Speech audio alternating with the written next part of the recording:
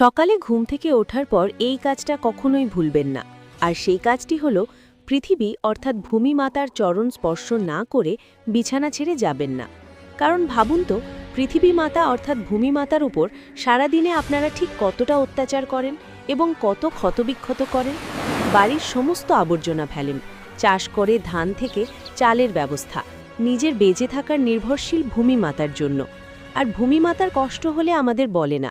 একটু ভাবুন তো, আপনার হাতে যদি একটা পিঁপড়ে কামড়ে দেয়, আপনি তখন চিৎকার করে ওঠেনই মতো ভূমি মাতারও কষ্ট হয়, তবুও সে কিছু বলে না, চুপচাপ সহ্য করে নেয়।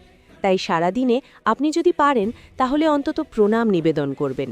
এই প্রণাম মন্ত্রটি হল সমুদ্র বসনে দেবী পর্বত স্তনমণ্ডলে বিষ্ণুপত্নী নমস্তভ্যং পাদস্পর্শং ক্ষমস্বমে।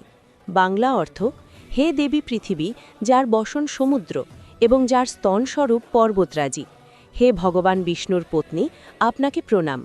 ভিডিওটি যদি ভালো লেগে থাকে, লাইক এবং সাবস্ক্রাইব করে পাশে থাকতে ভুলবেন না। আপনাদের সকলকে অসংখ্য ধন্যবাদ। দেখা হচ্ছে পরের ভিডিওতে। প্রেম সে বলো রাধে রাধে।